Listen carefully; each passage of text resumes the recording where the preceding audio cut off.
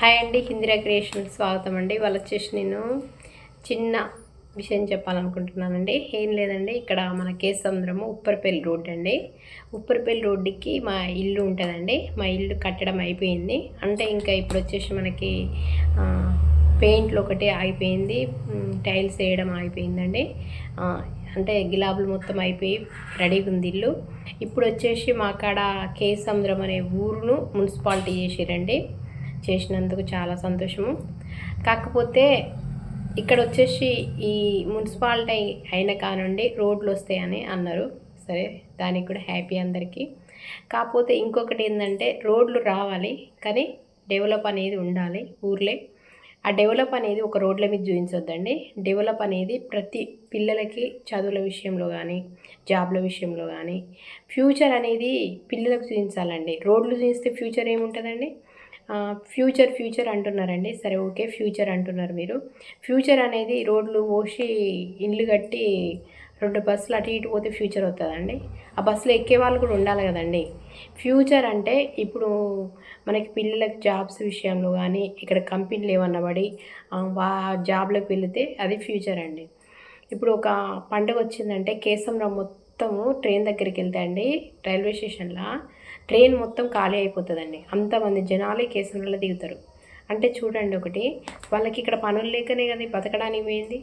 మరి ఫ్యూచరు రోడ్ల మీద చూపిస్తామనంటే అది ఎట్లా అండి? మా ఇల్లు అయిపోయి రెడీ ఉన్నది, మాకు పర్మిషన్ ఇచ్చేటప్పుడు మరి కనీసం 40 ఫీట్లు రోడ్డు లోపలికి పెట్టుకోమని మేము స్టార్ట్ చేసి ఒక 7 నెలలు 8 నెలలు అవుతుందండి.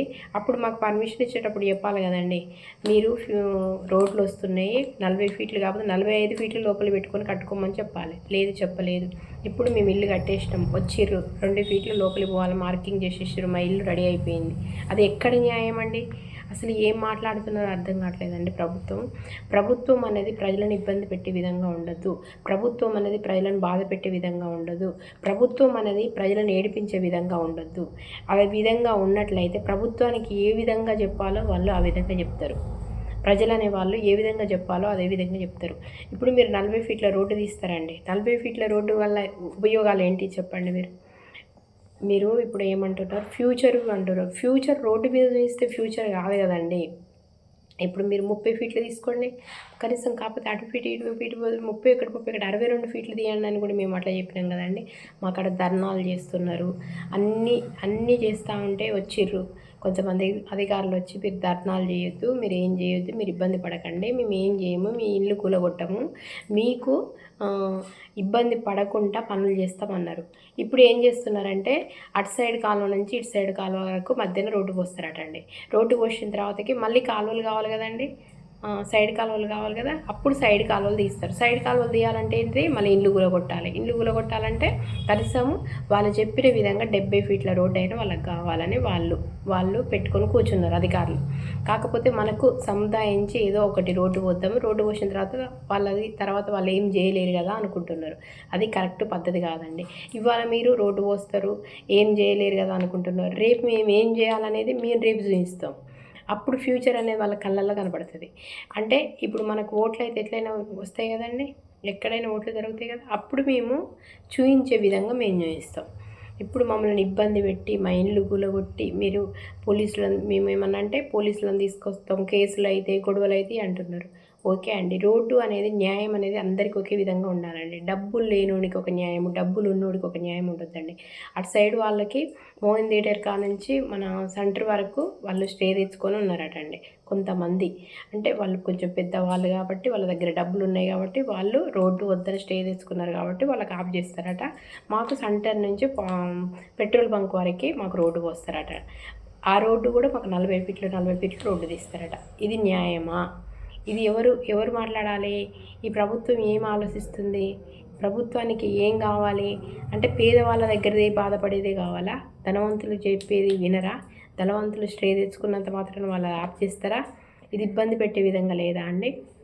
అది దేనికి వాళ్ళు ఏం చేయాలని ఆలోచిస్తున్నారో మాకు అర్థం కావట్లేదు.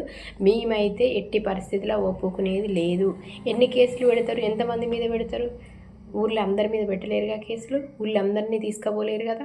వాళ్ళు ఏం చేయాలనుకున్నా మేము ఒకటే చెప్పదలుచుకున్నాం, మీరు ఎంతవరకు వచ్చేసినా కనీసము మీరు చేయాలనుకున్నది మీరు చేయండి. 32 ఫీట్లు అని అన్నారు. 32 అంటే 62, 64, 65 ఫీట్ల వరకు మీరు రోడ్డు తీసుకుంటా అన్నారు. ఓకే అండి, తీసుకోండి. కానీ అన్ని కూలగొట్టే విధంగా, అన్ని ఇబ్బందులు పెట్టే విధంగా వద్దండి. ఫ్యూచర్ చూపించండి, పిల్లల మీద చూపించండి, జాబుల మీద చూపించండి, ఏమైనా కంపెనీలు తీసుకురండి, ఇంకా ఏమన్నా విద్య మీద చూపించండి, వైద్యం మీద చూపించండి. అలాంటి మీద చూపిస్తే మాకు ఫ్యూచర్ అనేది ఉంటుందండి. కనీసం ట్రైన్లు ఇక్కడ ఆగడానికి ఒక్క ట్రైన్ కూడా చక్కగా ఉండదండి. ఒక శాతవాన్, గోల్కొండ, ఆ 2 ట్రైన్లు మాకి. అంతకు ముందు ట్రైన్లు ఎన్ని ట్రైన్లు ఉండేదంటే కేసంద్రంలో మనము నైటు హైదరాబాద్ పోవాలంటే వరుసగా ఒక 3-4 ట్రైన్లు ఉండేది.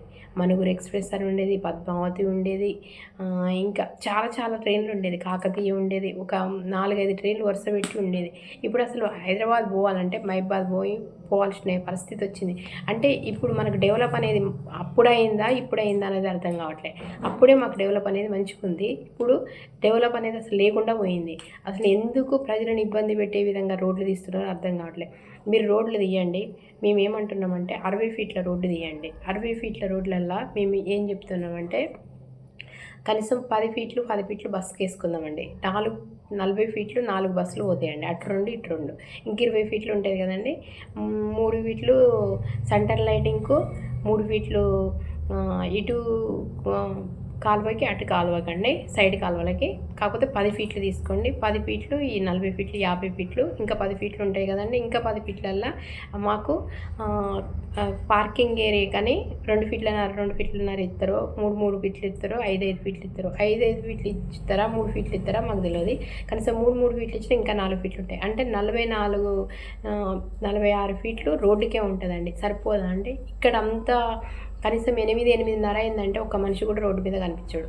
మరి ఎందుకు ఇండ్లు మొత్తం ఖాళీ ఉన్నాయండి? ఎందుకు మరి ఫ్యూచర్ అంటున్నారు, రోడ్డు అంటున్నారు, మరి మనిషికి ఒక న్యాయం అంటున్నారు? ఇదైతే అర్థం కాని పరిస్థితిలో ఉన్నాము. కేసముద్రం ఉప్పరపల్లి రోడ్డు ప్రజలైతే ఊరుకునేది లేదు. ఒక్కసారి ఆలోచించండి, అధికారులు కూడా ఆలోచించి ఎట్టి పరిస్థితుల్లో మా ఇల్లు కూలగొట్టడానికైతే మేము ఒప్పుకోను. ఓకేనా? Thank you.